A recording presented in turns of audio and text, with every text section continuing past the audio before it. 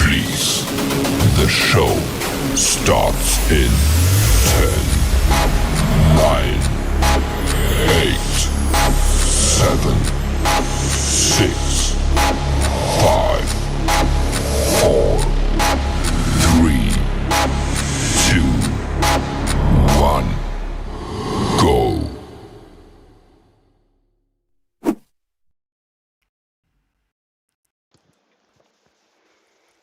Yo, welcome to the Blue Lounge. Welcome back to the channel. I hope everyone is doing well. It has been a minute. It has been quite some time since we streamed on the Blue Lounge. I want to say Eid Mubarak to everyone who is celebrating. May the Almighty bring joy and happiness to your households. And God bless everyone. Today we have got a massive topic that we're going to be talking about, and that is Chelsea Football Club and what is actually going on at the club. We discussed a few scenarios and a few things a few months ago. We had Bobby Fairview on the stream, as we have him on again today. We discussed the financial situation. I know some other YouTubers have picked up on it today specifically. We want to break it down in a bit more detail and give you a financial perspective to it. But we're also going to start off by talking about Chelsea Football Club, the players, the management, the squad.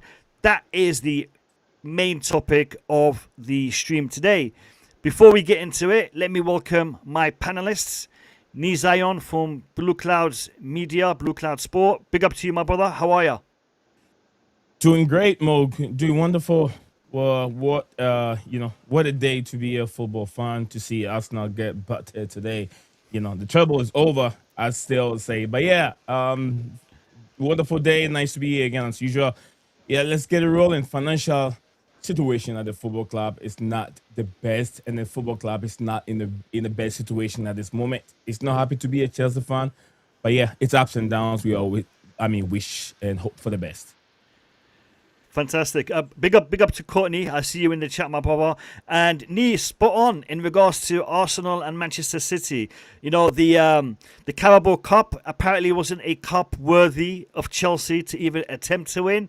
But all you had to do was look at Pep Guardiola and how happy he was to win that trophy. I think it was for the fifth time in his career. So fantastic for Manchester City.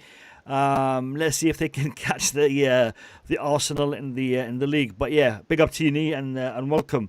We have a returning guest, Bobby Fairview. Bobby, welcome back. How are you, my brother? How you doing? I'm well, sir, and I prefer to be called a member of the Blue Lounge community. Big up to you and big up to Hey. Nee. Happy to be here. Today was actually a good day for Chelsea fans because Spurs was in the mud this morning as well. Yeah. Nottingham Forest, yeah? Indeed, Yeah, that was a yeah, thumping. So yeah, look, we yeah. need to look to these other things for joy. I mean, look, at the end of the day, it's still about football, right? So we still need to 100%. enjoy being a fan. But big up to 100%. you, big up 100%. to Nee, and big up to the chat. Big up, yeah, big up to everyone. And to be fair, Bobby has been a part of this community, part of the foundations of this channel for many a year. So definitely part of the community, 110%.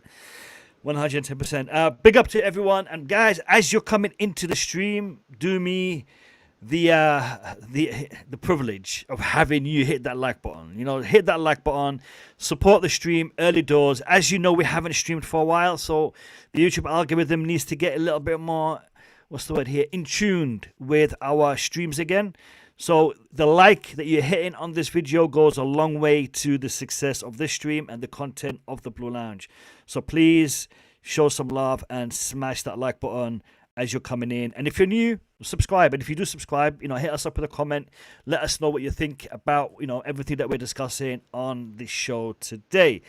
All right, before we get into the financial situation, I want to talk a little bit about the season so far, the situation with Liam Rosenior, and the situation within the dressing room. Because we've heard about Enzo Fernandez,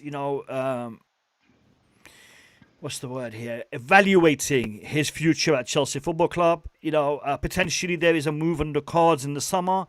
He has not been keen to sign a new contract, a new deal at Chelsea Football Club. And I'm also hearing this is the same situation that Moises Caicedo is currently in. Moises Caicedo hasn't spoken out about it, but apparently a contract offer was tabled to him as well, and he has declined to engage with it at this point. And these are the ones that we know about. Correa, Malo Gusto, and others are a little bit of a problematic situation at the moment. We know Reece James has put pen to paper for another 6 years. Apparently, Reece James likes the project. But from my perspective, I think it's a PR statement in regards to him liking the project. I think if anyone is apprehensive at the direction Chelsea Football Club is going into right now, it's going to be Reece James, because I'm sure he knows what's going on and I'm sure he's unhappy about what he has seen. Liam Rosenior, he has done a fantastic job in aging the players, because the players right now, they look like they're 60, 70 years old. They have no energy. They have no passion.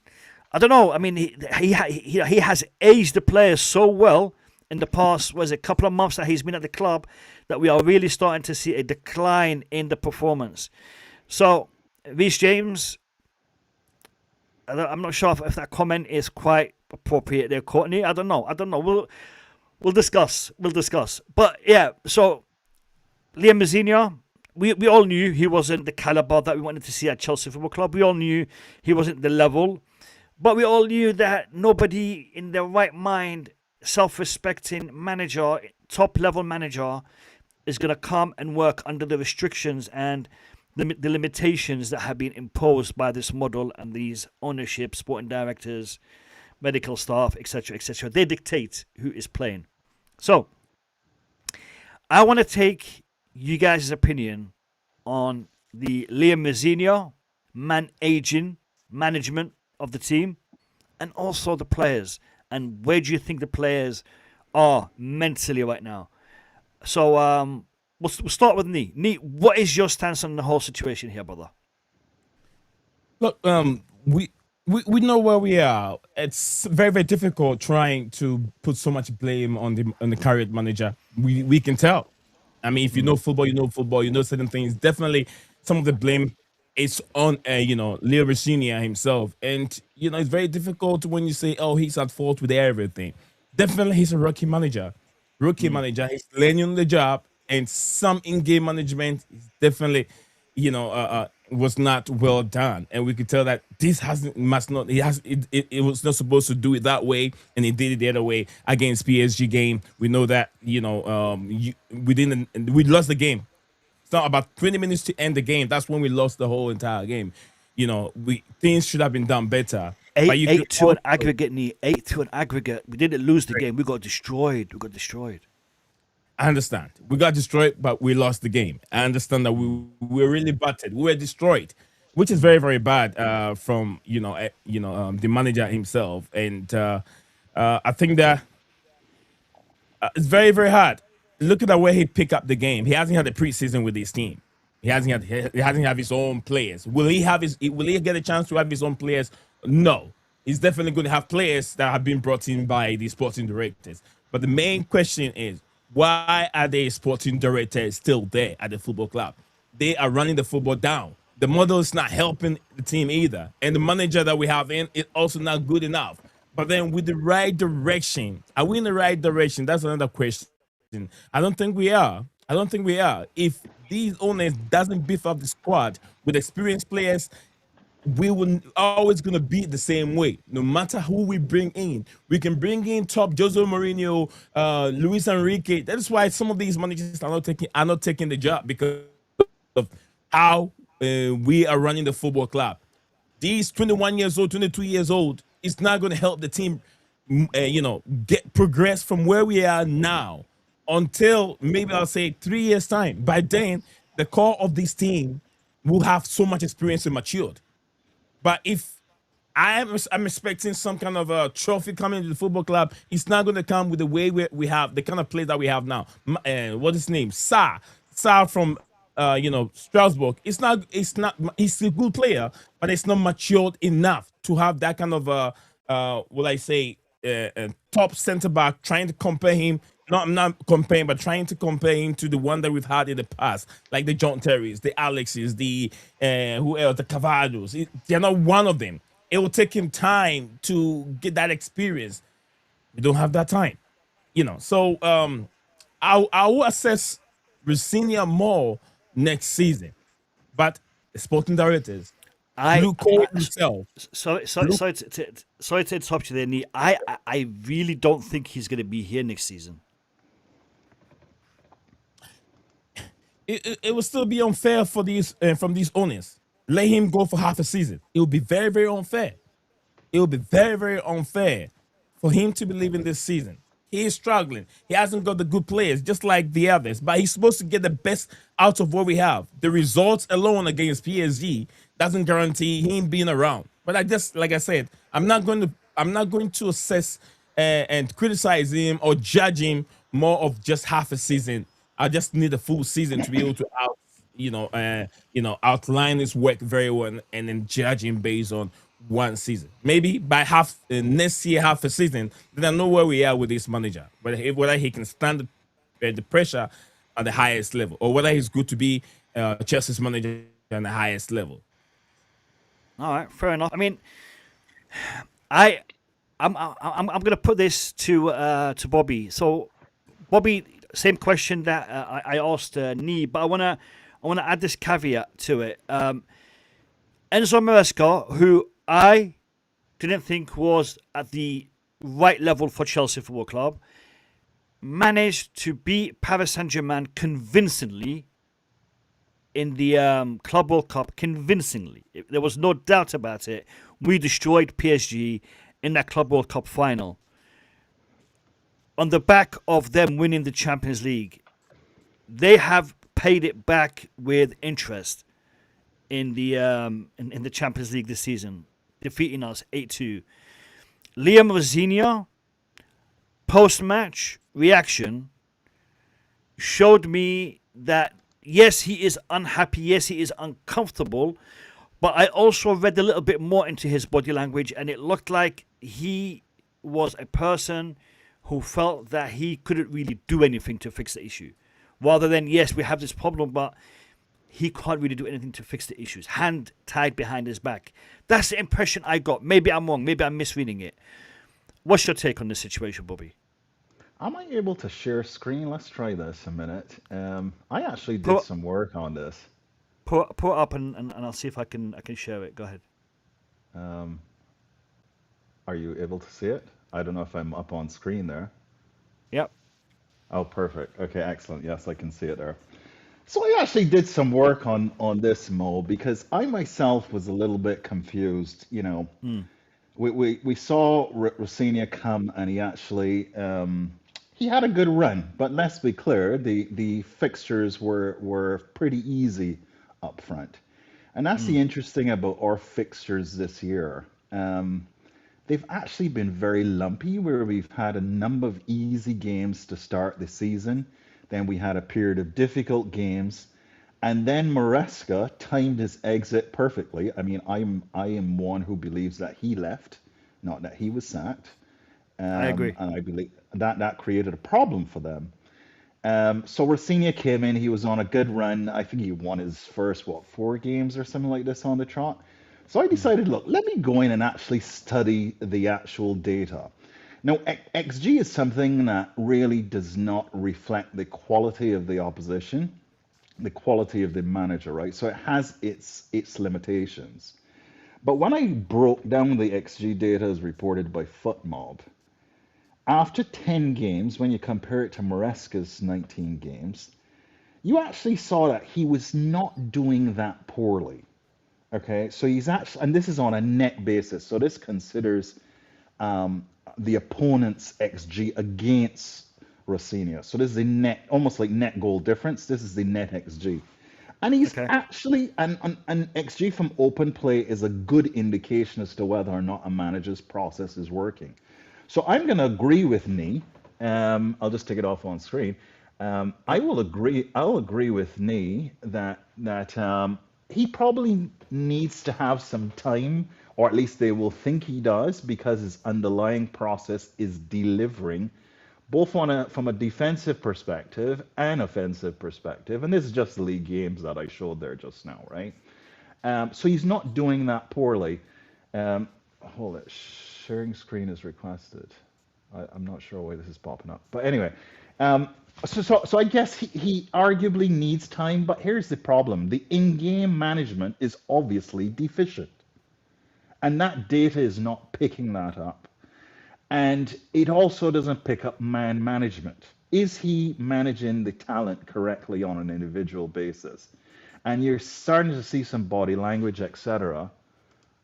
You're starting to see some body language, etc., which suggests that the players are not buying into the project as much as they did a couple weeks ago. A couple videos online yesterday with them clapping the fans, etc. And the body language didn't look right. Parma in the middle of the pitch, arguing and walking around. So there's something that's not quite right that data is not picking up. So I think, the club has got to find a balance, and I'm sure that results will deal with this, right? The fixtures coming up are incredibly difficult. As I said, again, that data does not reflect the fact that he's had the easy games out of the way. So the next few weeks coming back from the international break, he will really be tested, and I think results will dictate his future, really. I'm struggling to get this off the screen there, Bobby. It's still I coming was up. trying just now. Something was popping up. Yeah. Hold on. Should I leave and come back in? That might fix it. That might Actually, fix you it. share your screen. You share your screen and see what happens. No, so basically, I think you are going to have to go out and come back in, Right. because the way the software is set up, I think it's going to keep it like that. So just pop out and come back in, Sure, let me try to do and, that. and then I'll remove it again.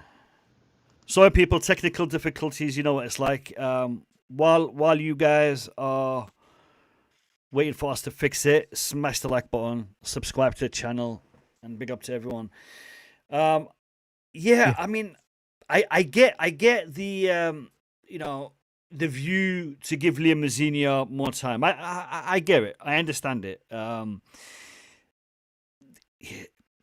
Will he get it? I don't know. I mean, if we don't qualify for the Champions League, I very much doubt he will be given time. Even if we do qualify for the Champions League, I'm still a little bit, unsure whether he will get more time.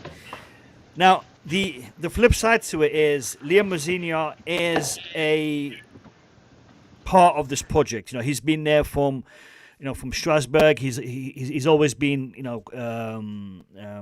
the yes man that they wanted. Apparently they interviewed him and David Luiz, and they always had Liam Rosenior as their main target.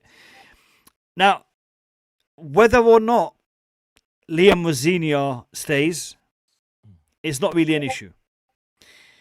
The players' discontent is somewhat of an issue, but we know these owners, they're probably going to start selling players anyway in the summer to balance the books, cook the books, because right now Chelsea are in a slight financial issue, especially with the penalties that we were given, where we are not allowed to breach any financial rules.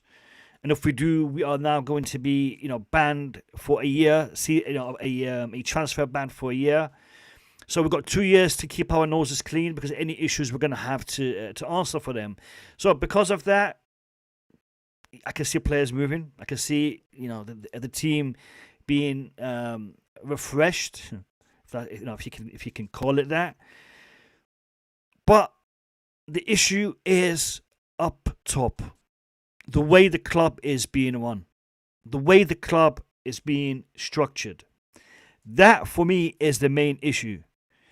And we have been talking about it. We have been asking the fans to, talk unified, one voice, with a clear message: blue coat out.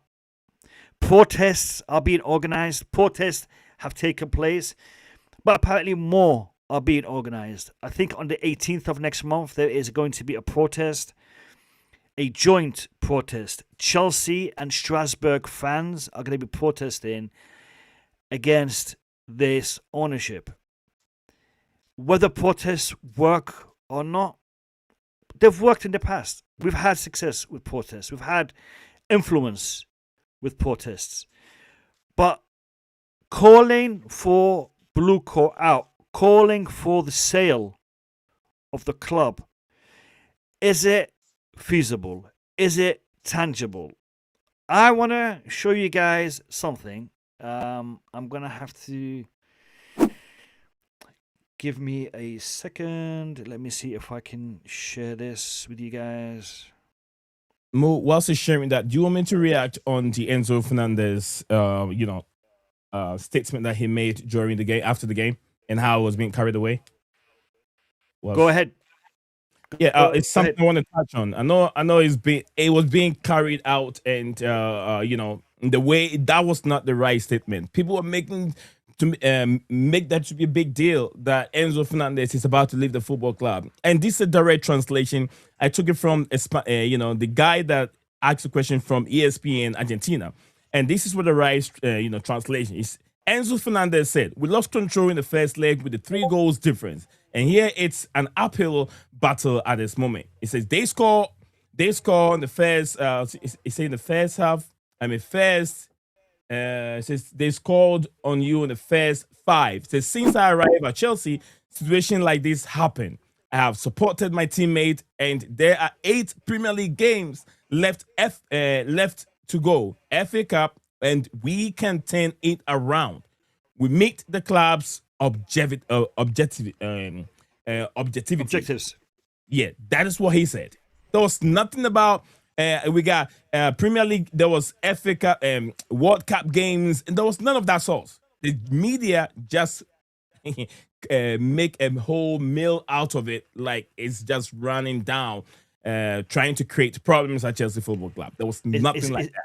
Is this the Spanish interview you're talking about? Yeah, the Spanish interview, and directly to English, and this is what Enzo Fernandez said.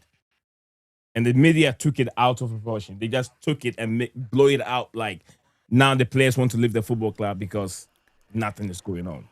But that's not true. So, fair enough. If that's the literal translation, but when and again, I've learned to take his reporting with a pinch of salt. But when Fabrizio Romano also adds fuel to that fire, he doesn't normally put his reputation on the line for no reason. What do you think about that? Fabrizio Romano? Yeah.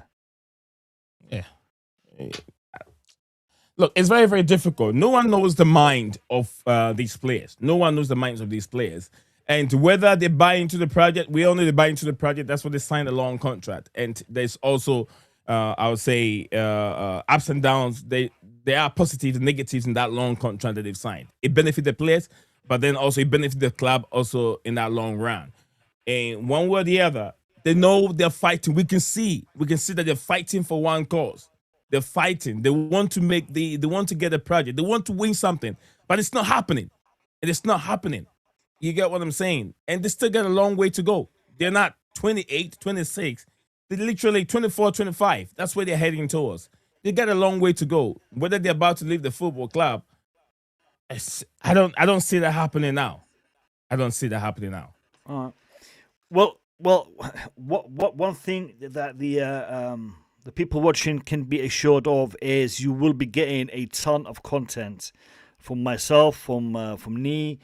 When the transfer market does open and when these moves are going to start happening, we will be reporting on it and we will be keeping you up to date in regards to it. But I want to go back to the financial situation. Before you do that, I wanted to comment on the transfers as well. Go ahead. I meant to do it before I had the technical difficulties there. I agree with Nee to a large extent. I think there were 2 interviews. So one of them was in Spanish, which I think was translated as being a little bit more inflammatory. But I don't want to focus on that per se. I want to talk more about the structural issue that confuses me about the long contracts. And if you think about the timing of when Blueco took over and started to introduce these, they started to introduce, I believe, Enzo Fernandez was probably the first long contract. The group that Bowley bought when he first arrived and was in the interim sporting director role, they were on normal contracts, if you like. Then they shifted to the long contracts. But then something happened within FIFA regulation itself that has not really been addressed in the media. There's something called Article 17 that FIFA introduced on the back of a court case in the European Court with Lassana Diarra. He used to play for Chelsea, actually, for a brief time. Reminded me a lot of Makalele, if you remember him. And he basically brought Real, an actual... from Real Madrid. We got him, I think, from Real Madrid. Exactly. He was Yeah. at Madrid. He was at Portsmouth as well at some point in time. Quality French player. But the courts ruled that when he wanted a move and the club basically put him in the bomb squad, his employment rights were impacted. And it was a significant ruling, such a significant ruling that impacted transfers, that FIFA introduced something called Article 17, and it's not really discussed. And folks can check this for themselves. But what Article 17 basically says is that when a player reaches their 3-year anniversary in a contract, that player actually has the freedom of choice of employer by law.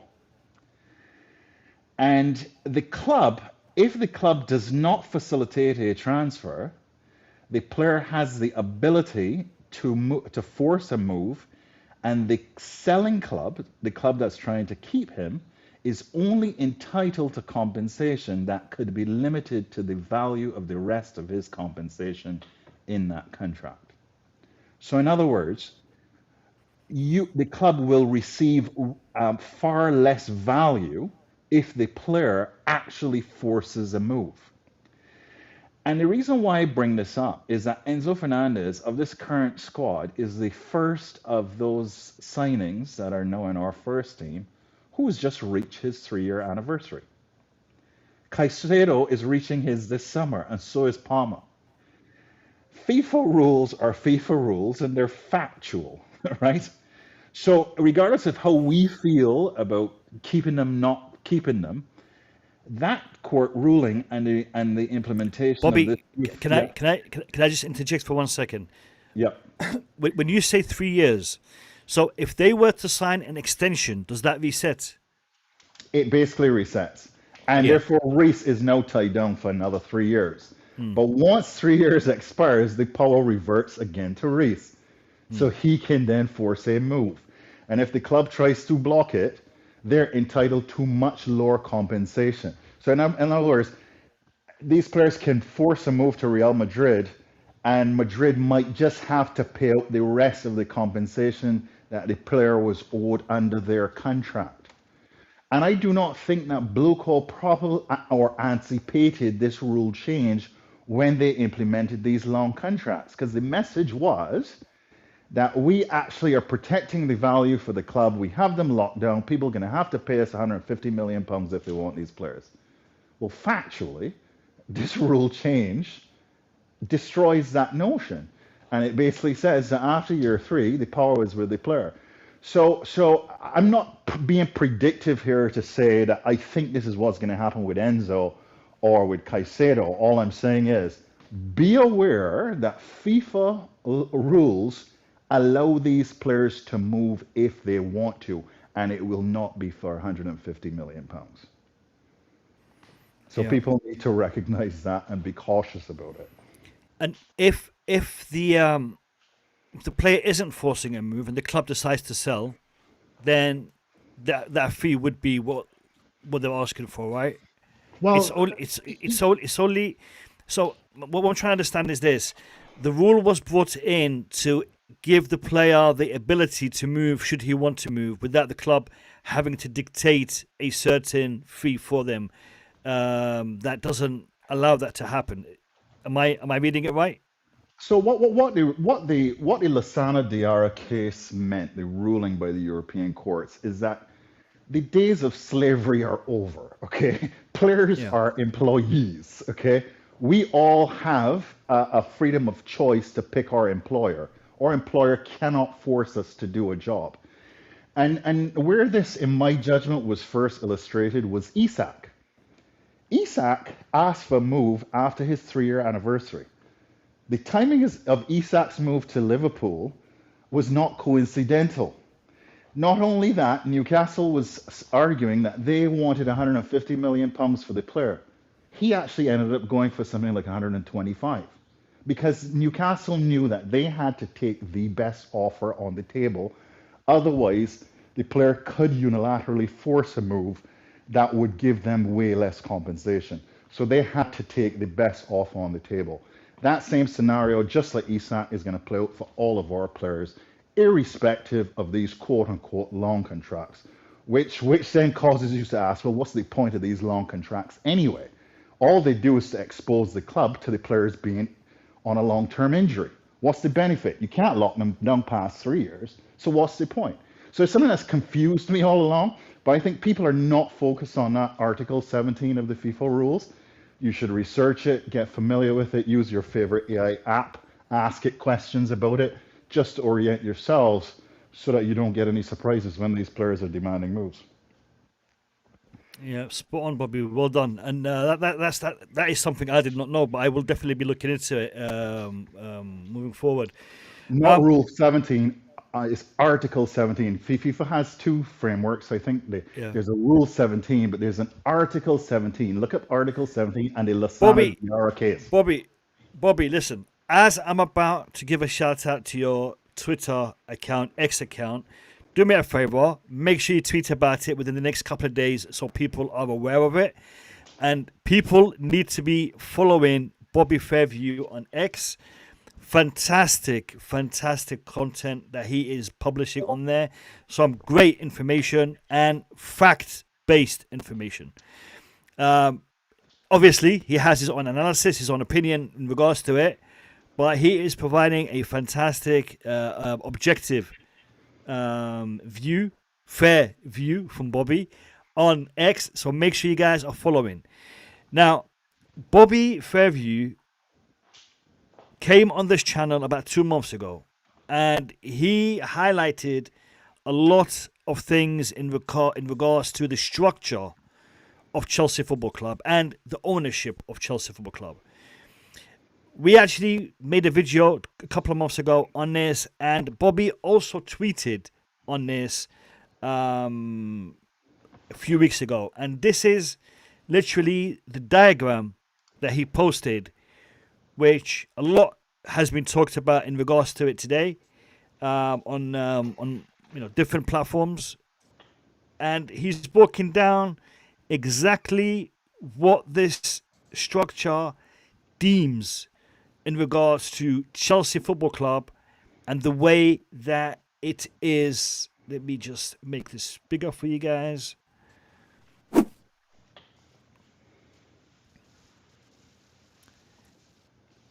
So, in regards to the actual structure of Chelsea Football Club within the Blue Coat Clear Lake Empire, and how, firstly, is there a possibility to sell? How could it be sold? Because I know there has been an opinion posted today that stipulates that Chelsea Football Club can be sold as a entity under the Chelsea FC Holdings Limited by itself, or under Blueco Midco Limited, under Blueco 22 Midco Limited, as that entity part can be sold by itself. Because as the agreement stands right now, they are not allowed to sell shares within 22 Holdings Limited, which is this part of the hierarchy. Because here I'm not sure if you can see it. I'm pointing it out on the screen. I'm not sure if it's coming up. I don't think it's I don't coming think up. your mouse. I'm not seeing your pointer. Yeah. My pointer isn't coming up on the screen. But if you're looking at the second tier down, 22 Holding Limited, this is where we are. They are unable to sell shares, assets within. Sorry, not assets. Shares within that part of the hierarchy. They can sell shares within every other individual part of that hierarchy. Now, as we can see, they've taken out loans in the 22 Holding Limited Company and the Blue Core 22 Limited Company. Now, if they are unable to sell shares at this level, does it mean they are able to sell off the other parts of the company within that structure, within that hierarchy, and thus sell Chelsea Football Club to a different buyer? Is that a possibility? I want to get a breakdown from Bobby. Bobby is the one who actually broke this a couple of months ago and discussed this whole hierarchy and the structure. And I wanted to know, is that statement correct? Are they able to sell, for example, the Blue Co 22 Midco Limited part, the Chelsea FC Holding Limited part, or any other part of the company, of the structure independently? Are they able to do that in whole or as a portion? So, Bobby, please, enlighten us to this. Let us know what the Sure, situation is. sure. So first, let me give credit to Gregory P. Cordell up in the top left-hand corner of this diagram. And anybody who goes on to my X and you go through my photos, you'll see this being posted from time to time. I call this the Bible, if you like, because this is the blueprint for us to really understand the structure at the club. And Greg publishes this for all the clubs in the EPL. Actually, he shows all of the ownership structures, and this has been sitting here for a couple of years, and he updates it regularly. I cannot tell you which day I came across it, but I saw it come across my feed, and I was like, wow, somebody's actually broken this down. And then I realized, look, there's a lot of information here that's not part of the discourse among the content creators, the X community that support Chelsea, etc. So I started to write about it on my X account.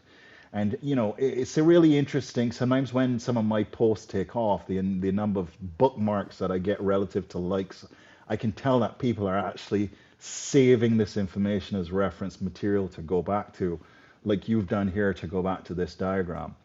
So a couple comments on the diagram itself now. And the context for this really goes back to 2022, 7th of May, when Sky Sports published an article talking about an anti-Glazer clause, okay? And about this time, I think a lot of the discussion in the media was about the Glazers and their behavior at Manchester United, etc. So they were seen as the enemy in football at the time among owners. And therefore, media started to speculate that Roman was demanding a anti-Glazer clause.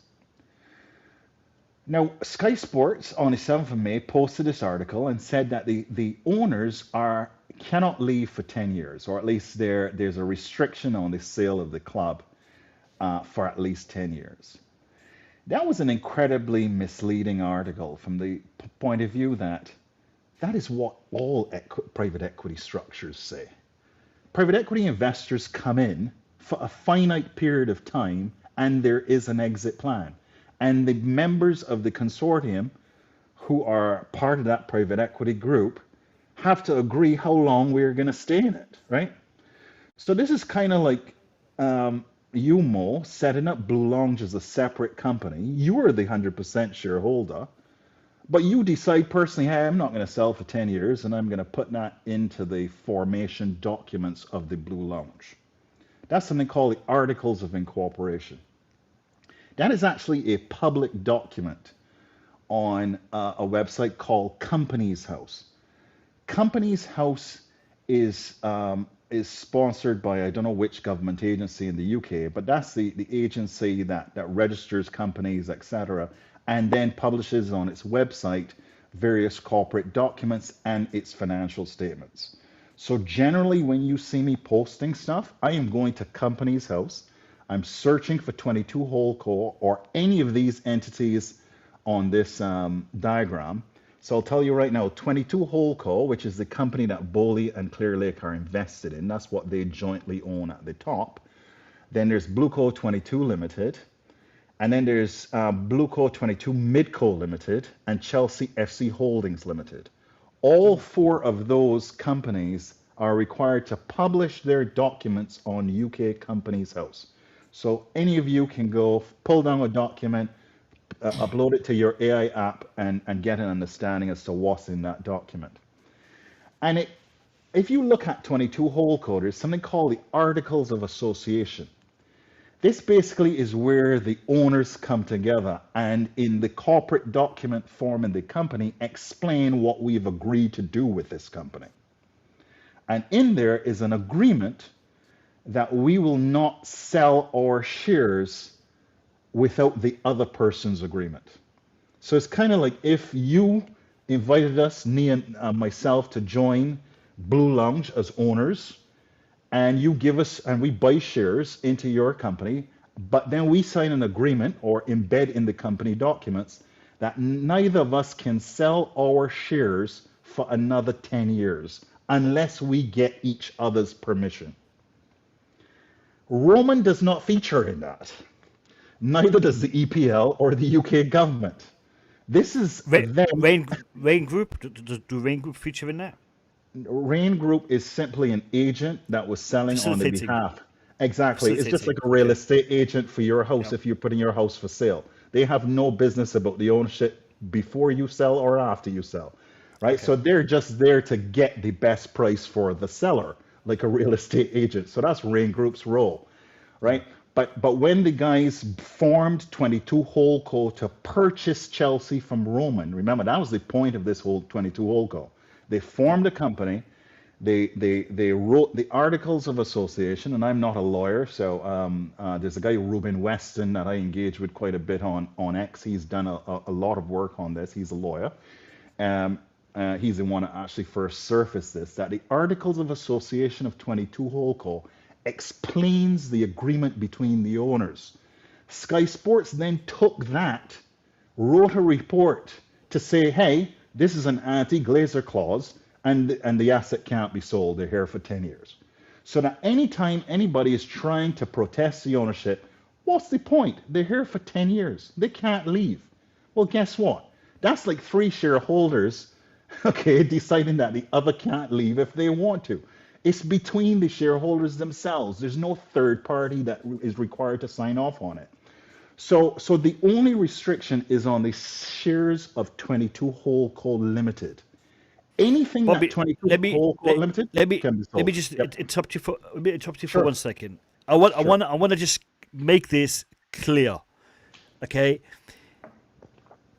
Blueco, all the entities. Let's use this word. All the stakeholders that own Chelsea Football Club, all the investors that own Chelsea Football Club, if they decide they want it to sell, there is nothing to stop that from happening. Correct? Only the other shareholder. So Bowley can stop Egbali, and Egbali can stop Bowley. That's it. Exactly. If they all agree to sell, no one can stop them from selling. Correct. Simple. It's that simple. It's that simple.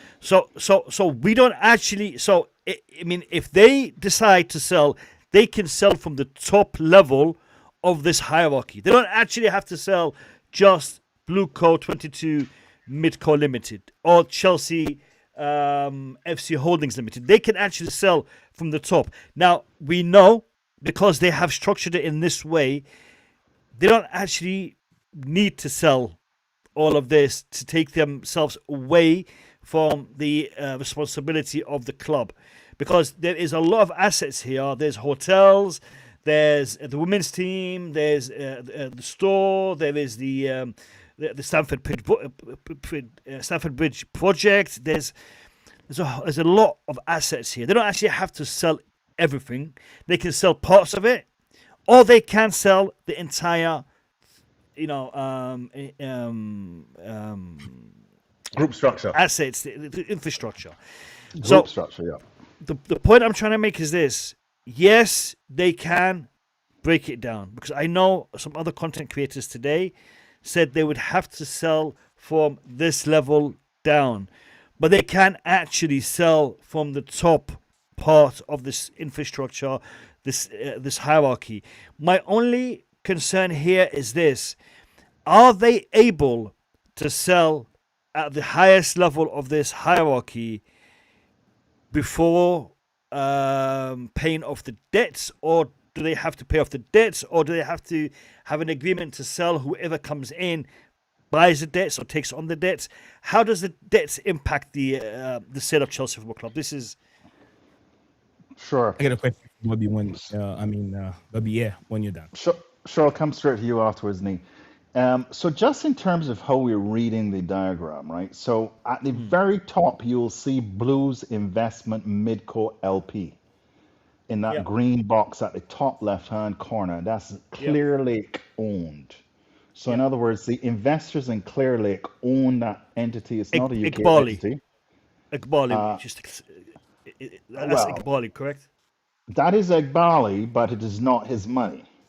Egbali does not have a penny in this structure. So, so to be Interesting. clear, oh, he has zero personal exposure on this. He's just a money manager, right? So people have given him money, and if they make a profit, he gets to collect 20%. If they don't make a profit, he makes nothing, and he's actually exposed none of his personal wealth to this structure.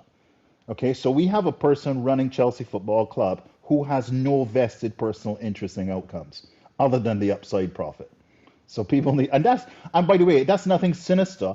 That's just how private equity invested Mm, works, mm, right? So his investors, which are pension plans, endowments, life insurance companies, gave him 1.6 billion to put into Blues Investments Midco LP, that green box at the top. Bully does not have any involvement in that company, okay? mm. Bully has an involvement in something called Blueco 22 Holdings LP. You see on the right hand side, Bully Yep. Group. That's him, Weiss, and Walter. They put 900 million pounds in that. So they're two separately owned companies that have formed 22 Holdco Limited. So that is the top company in the group structure. And Mm. what you're asking me is, can that company be sold? So what I'm saying is the restriction on the sale of shares of 22 Holdco is simply that it requires the other party to approve the sale before it can happen of And their interest, just their the interest in debts, 22 Holdco. Bobby, the debts, does that have to be settled before the sale or during the sale or after the sale? How is that settled? So Whoever it buys, doesn't.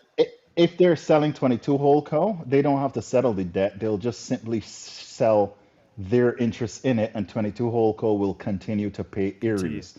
So 22 yeah, whoever Holdco has buys, borrowed money from a company called Ares. So that is the debt sitting at the 22 Holdco level. Nee, you've got a question. yeah.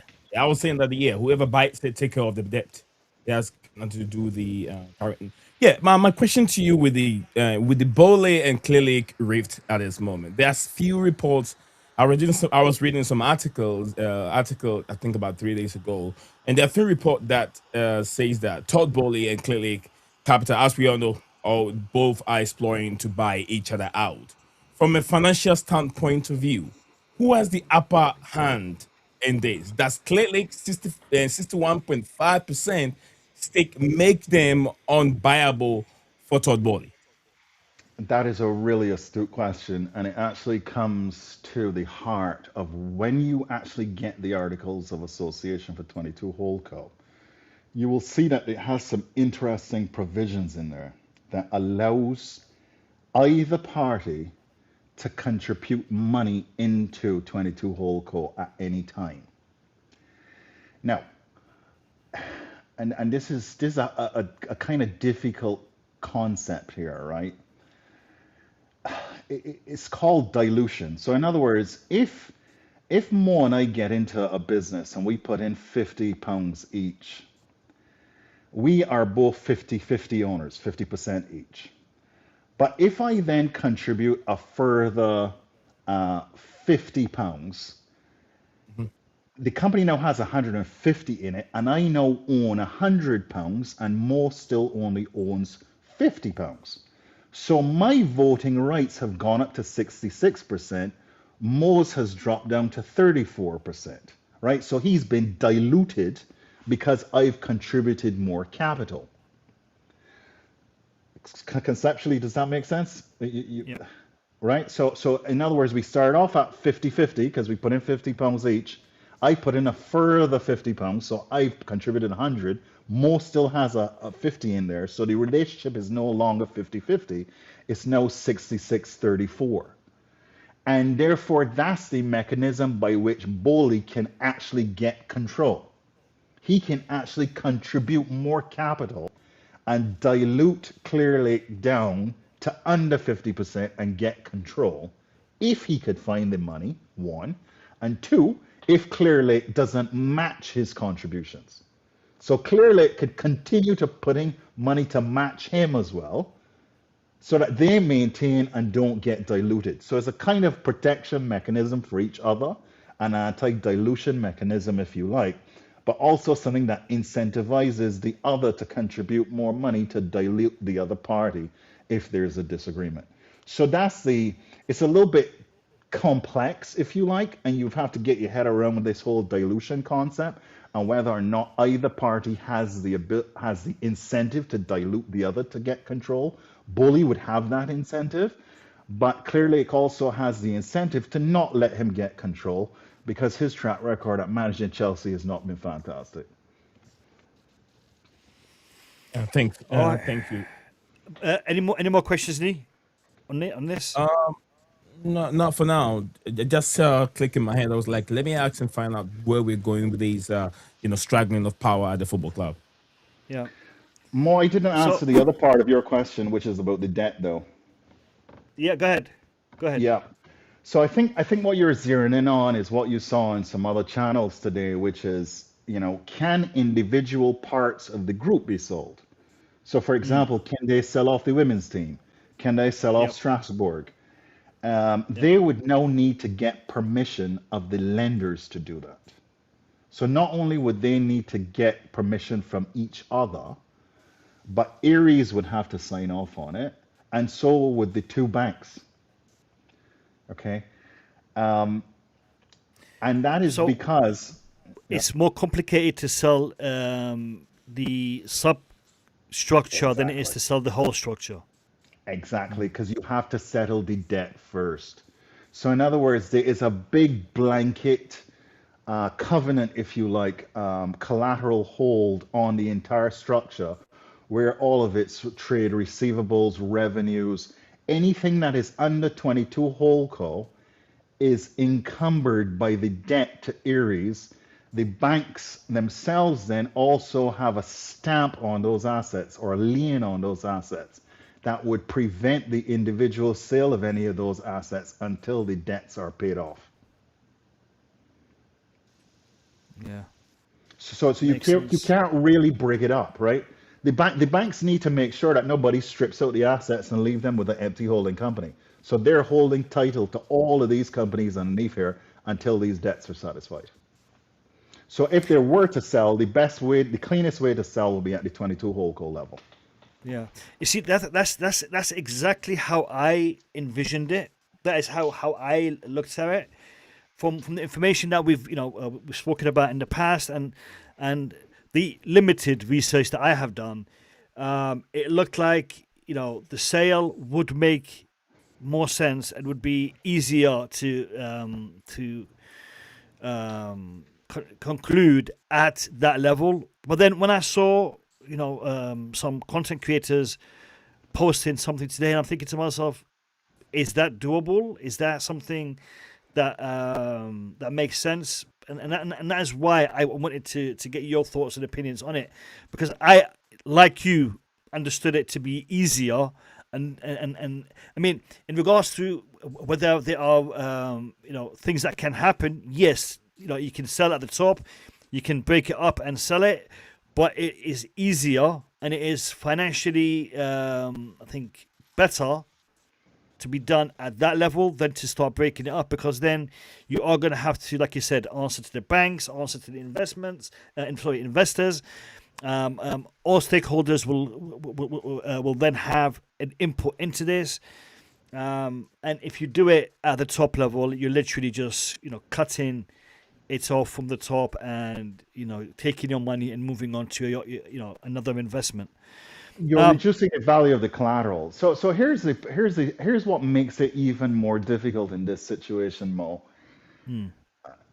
Going back to the diagram itself, and I want to make sure that when folks find that diagram and read it and try to understand the interest rates that are being charged, only what if you look at the Aries debt, that's the only one that actually shows what the total interest rate is at 12.73%, because there's something called SONIA. And this is where people miss a beat looking at this diagram. SONIA is the rate at which the UK government borrows money overnight. So that rate is something like 3 point something percent right now. So you have to add the 7.5% to the current SONIA rate. Same thing for the two loans below. You see the Blueco 22 loans. They have SONIA plus 3.25%. The 3.25% is what's called the spread, right? Spread above risk-free. So the risk-free rate is SONIA. So the actual JP Morgan, Bank of America debt, that's not 3.25% interest. That is something more like 7%, because you have to add SONIA to it. I just wanted to add that so that people can understand how to read this diagram. But here's the unique thing about the Aries loan to 22 Holdco. That loan is something called paid in kind. In other words, unlike a typical loan where you have to make a cash payment every month, in this instance, you can pay by issuing more debt to them.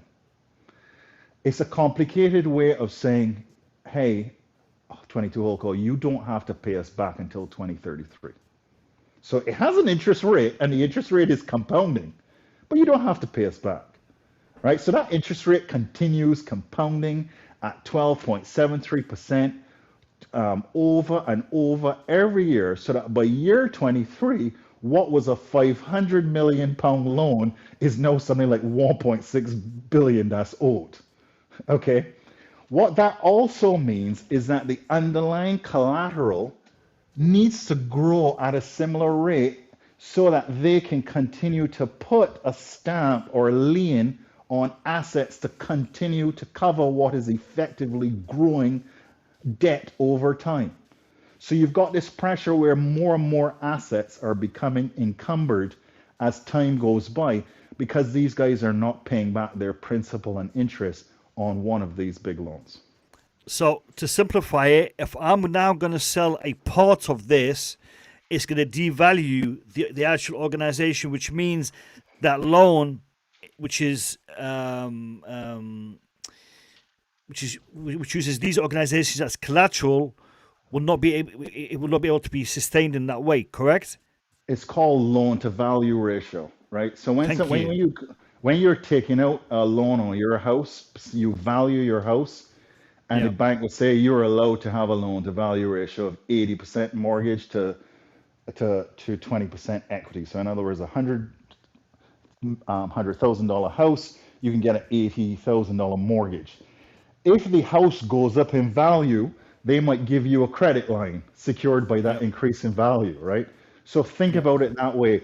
The other thing to think about is, because of the operating losses, and I know that you and I talked about doing a stream after UEFA had published that loss of 355 million pounds.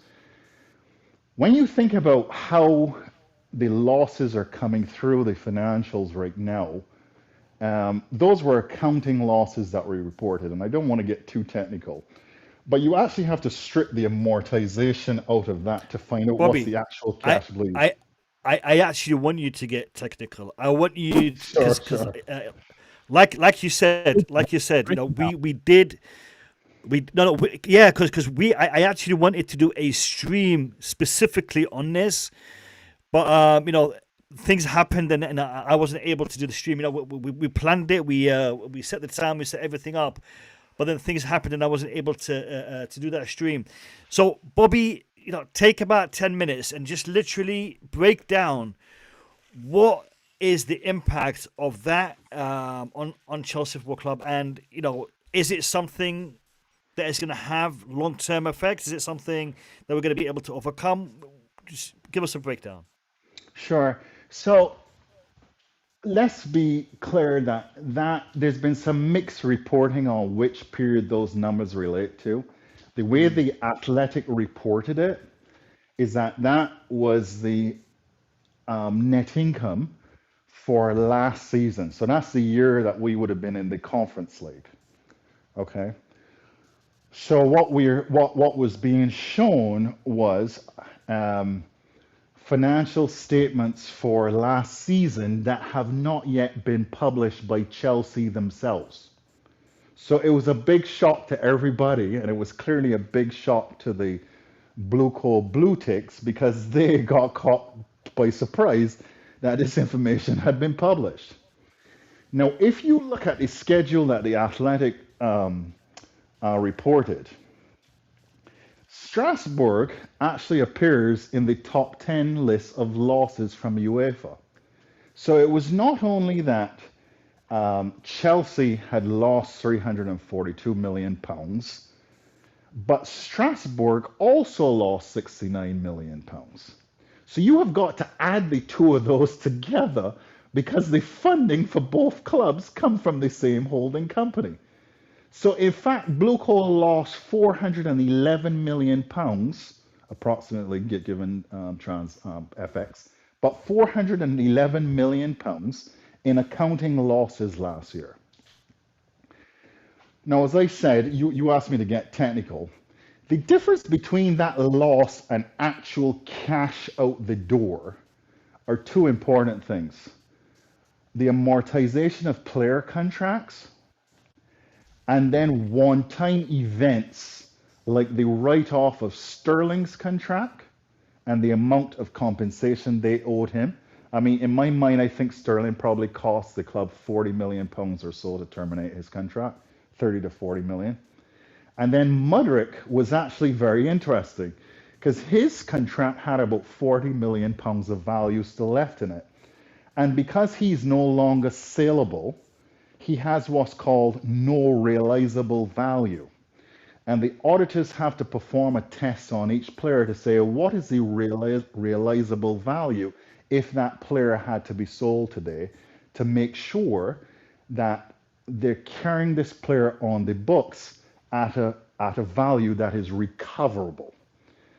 Mudryk has no recoverable value. So that's a £40 million hit as well that had to go into those numbers.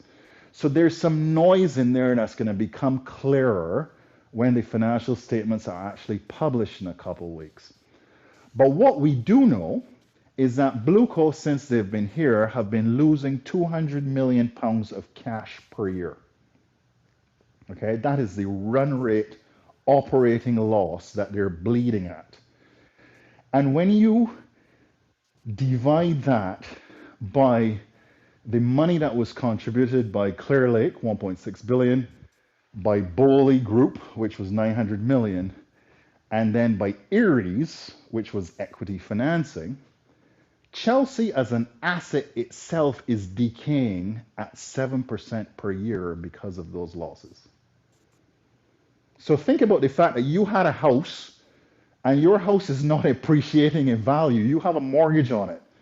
But because you've got termites in the place, you're actually losing 7% of value every year. So the asset base is actually shrinking over time because of those losses. Am I correct in saying that you're calling Blue Coal termites right now? Not, what I'm saying is they have a house with termites, not that they're termites. I am calling them termites because they are. I mean, if they are operating at that level of loss each year, and this whole thing has been built on. These guys are fantastic. They are financially astute. They are the ones who are. This whole model is finance driven. clearly they're not doing it right. They are lacking on the pitch, which what we care about predominantly as football fans. We care about the success on the pitch. And for those of you who have fallen asleep watching the stream, I do apologize, but this is important. This is important. People have to understand that financially these guys are idiots. Look, Bobby has been talking proper. I'm going to talk raw. These guys have been operating financially as idiots because what they have done may give them break even or a small profit in the future. But they have acquired an asset which they got at a cut down price. They got Chelsea Football Club on the cheap. Had they run the club properly, had they run the club in the direction of footballing success and financial stability, if they decide to sell, they can sell for a ton. But financially, it looks like there's an issue, clearly. And on the pitch, we know there's an issue. Sorry to cut you off, Bobby, but I just wanted to No, wake it's some okay. people up. That's putting it in perspective, right? Yeah. I think Nee, Bobby. you want to make a comment there? Yep, go on, Nee. Yeah, I think the fans what they really want to know because majority of them right now wants Bluco out. So the question is, can the club be sold? Yes, we've done that. We've done that. It can be Yeah, sold fine. at every literally- single level. Okay, so from everything that Bobby is going through with us means that there's high possibility, about 95%, that Chelsea can be sold to a new billionaire, and he has to take over all this responsibility, the debt and everything right now to himself. Right, Bobby? Nee. Before Bobby comes in, what has been established and what is clear to me right now, there is nothing to stop Chelsea Football Club being sold tomorrow, as long as all the parties involved, all the shareholders involved agree to it. Simple. Right. If they agree to it, there's nothing to stop them from selling because the whole 10-year thing, it means that they can't sell unless they all agree to sell. And from what Bobby also explained in regards to the way this percentage is divided, because we know it's 61.85% Clear Lake owned and 38.15% Bowley Group owned. Even that percentage can be moved, can be changed. Okay, so Todd Bowley technically can become the majority holder if he was to put more money into not the club, into the organization, into this whole structure. Predominantly put that money into 22 Holding Limited, and you become a bigger shareholder, unless Iqbali and the Mandem decide to match it and keep it as that. It is quite simple. It is quite simple, and I love the way that Bobby has broken it down, because Bobby has broken it down to the bones. People, if you're just jumping on right now and you're thinking I've missed a ton, go back and watch the stream from the beginning. All right, because I have learned so much today in regards to this. I have understood so much today in regards to this. Like I said, this is the second stream that we've had about this, but it really is very, very simple. It is very complicated, but it becomes simple once you understand it. Exactly. Yeah, very If Bobby hadn't broken it down to the bones today, honestly, I would still be thinking, what about this? What about this? What about this? But literally, Bobby, you have broken it down to the bones, and it makes clear sense. And anyone who's jumping on who probably missed the start of the stream, go back and watch it and literally listen to how it's broken down, because financially doable, legally doable. All we need is to get them to actually want to sell, and for them to want to sell, it's got to be unbearable. Yeah, we got to make some moves, people. And Bobby, I apologize. I cut you off in mid-flow, and I'm not sure No if worries. if you still have your train of thought there. Look, I mean, you said a lot, which I want to respond to, and just want to. I'm not sure if we're gonna if we captured what Nee is getting at. I suspect he has a follow-up question, so I'd like to address that. But what I Yep. would point out to it is that when folks go back and listen to the stream, make sure you go to Company's House. This is not Bobby Fairview opinion. And as Mo said, what I try to do, I mean, I get quite aggressive with trolls on my Twitter page. I don't know if people like that or don't like it, but you can weed through that noise. And when I try to publish educational pieces, if you like, what I like to do is to anchor them in the facts, right? So, and the facts are all on a website called Companies House. It's run by the UK government. It's the agency that registers all the companies in the UK, and they publish the financial information and the incorporation documents. So this information that we've shared is available in something called the Articles of Association. The other thing is, and to corroborate what you just said, Mo, is that Blueco, since they've been here, 22 Whole Limited, which is the top holding company, that has posted two sets of financial statements so far since they've been here, both audited by a firm called KPMG. They're an independent firm that goes in and interrogates the numbers. And they presented in the footnotes a very simple holding company structure.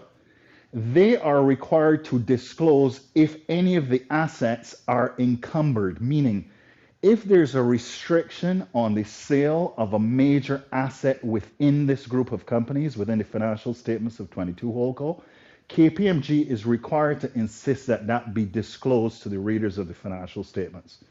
And all you will see in the financial statements in terms of commitments regarding the sale to Blueco is that Roman required them to put $1.7 billion, sorry, pounds into Chelsea for a stadium, women's team, youth programs. It doesn't say player transfers, but you will see in the 2023 financial statements that Roman required them not to pay him this money. Roman said, give me 2.5 billion pounds, but you have to put 1.7 billion into the club because I want to leave this for the supporters. Things like this are not understood when Roman is spoken about. This is the equivalent of Ken Bates setting up the CPO to protect the name and pitch of Chelsea. This is him saying, I am not going to be greedy. I will take a modest return, but I want to make sure that you as owners will be good stewards. That is the only thing that Roman insisted on that is anywhere remotely close to an anti-Glazer clause, requiring them to put investment directly into the club. The only thing Roman did not do was tell them how to spend it. And they've spent the last 4 years recklessly depleting that money. Nee, you had a question. I'm not sure if we addressed your second question. Uh, I think it was all about the clap. Can the clap be sold? Can this be done? I think yeah, you guys already addressed that, which I think that's what a lot of the fans wants to hear, and can move on from there because they're fed up with this ownership, and we Yeah, I are think now it's agree that both have to come to an agreement of they want to let it go, then somebody else have to take over. And I was asking with the debt also with should it be the responsibility of the new owner if there's an agreement to sell whoever is buying Chelsea Football Club, as these the Clear Lake already have spent they spent almost about two point some I don't know two point something billion already since they've been there. It means that whatever debt that we have occur, the new owners have to take that upon themselves, isn't it? Yeah, I mean, I think that's a fair comment. The way to think about this is that you can sell it as a whole, meaning a new buyer can come in and buy out Bowley, Clear Lake, and those guys for what they've put into it. And the new owner can buy out the debt as well. Or the owner can buy them out and keep the debt, and therefore Aries remains in the structure. I think the key question, though, is who is going to be that buyer? They can sell, but will they be able to sell? These are two separate questions. Because I am yet to find an asset that's in the market that's decaying at 7% a year that people are interested in putting money in. And the question becomes, at what point do they get to profitability and how do they get to profitability? It's not going to come from increased stadium revenues. They're struggling with sponsorship.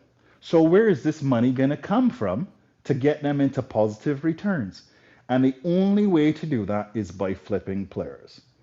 And the question then is that a sustainable model, particularly when every year when Egbali turns up at the offices, he knows that he needs to fund £200 million in operating losses just based on the cash requirement of what he had, the monstrosity that he's constructed.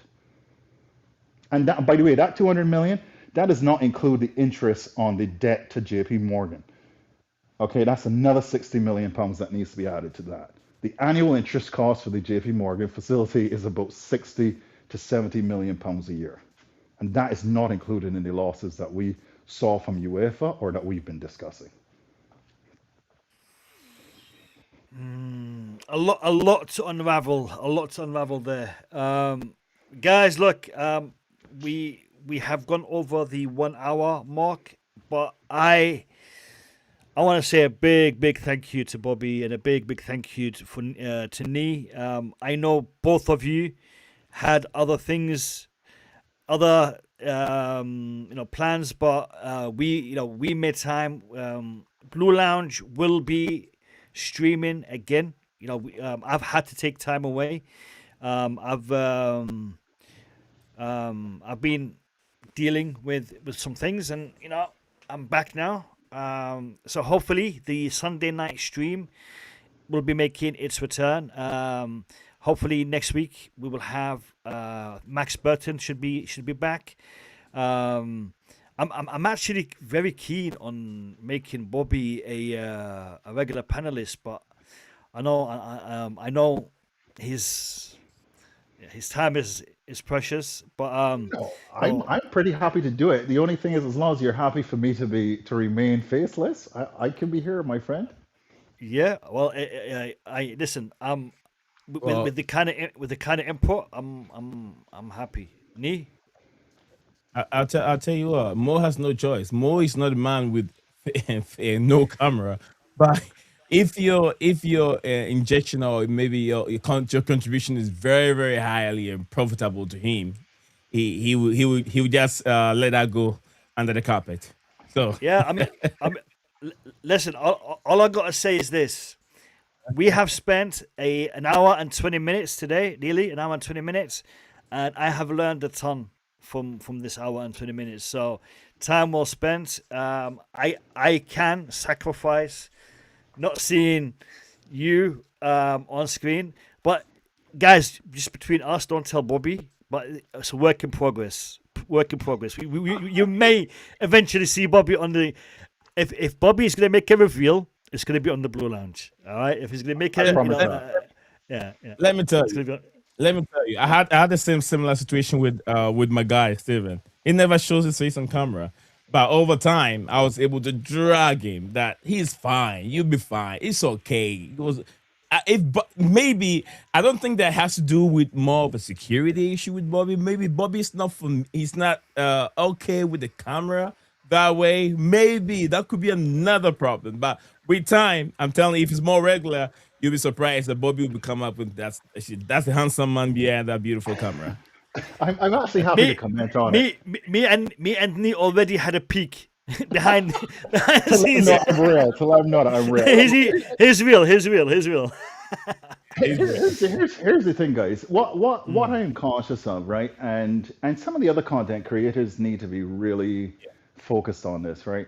We have to be careful about how we talk about this because calling for a boycott is going to cause some investors to lose a lot of money, right? And that could easily make you a target, right? So, my view of the long-term solution for this is Inter Milan. And I, again, would encourage you guys and the audience to read up on the recent changes of ownership of AC Milan and Inter Milan, because that is a kind of foresight of what happens in this space. You have John Textor with Lyon and Botafogo. They also borrowed money from Aries. And there's big news about what's happening with Aries and them foreclosing on Lyon right now that people should be aware of. That's the same Aries that loaned us money. The terms of the loan are exactly almost the same as the terms of the loan to 22 Holco.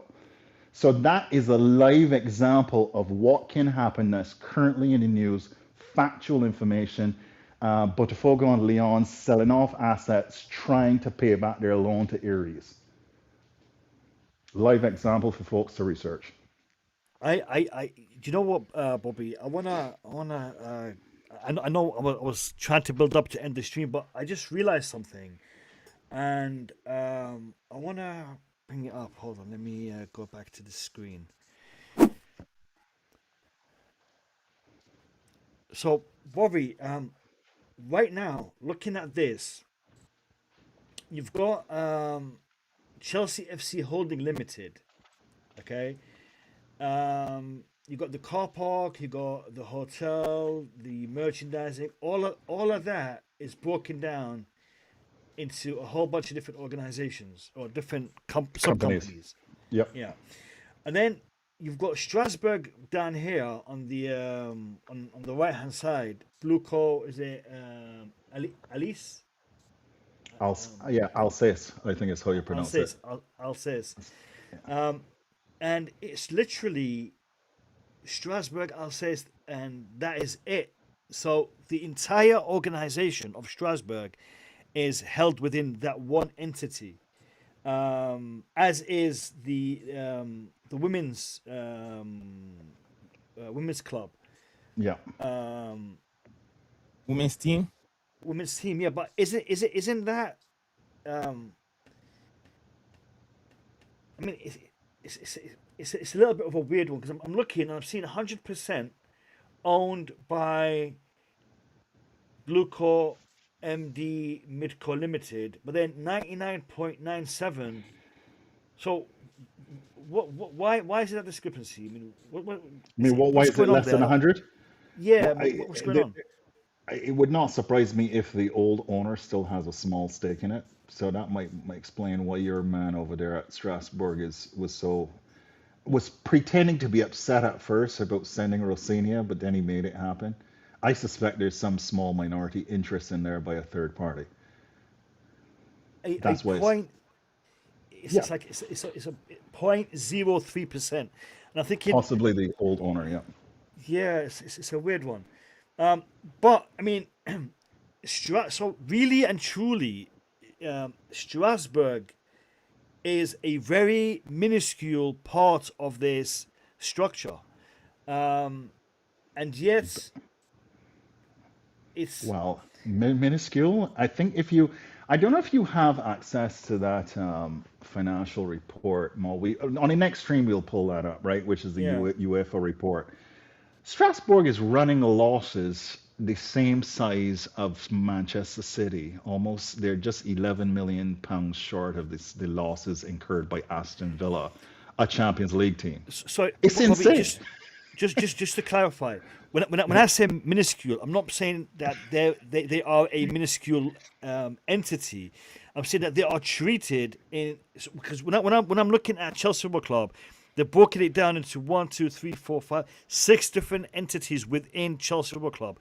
While this one, they're dealing with it as one entity, therefore selling it, moving it along, is not given the same stature as Chelsea Football Club, and I understand, Chelsea Football Club, bigger club, more expensive, more history, more heritage, but at the same time, I'm thinking here, in regards to this part of it, is it as relevant to them as Chelsea, or will they be able to what's the word here? Disconnect from that part of it quicker than this part of it, and because I'm seeing the pressure that the Strasbourg fans are putting on is a hell of a lot more than what we're doing.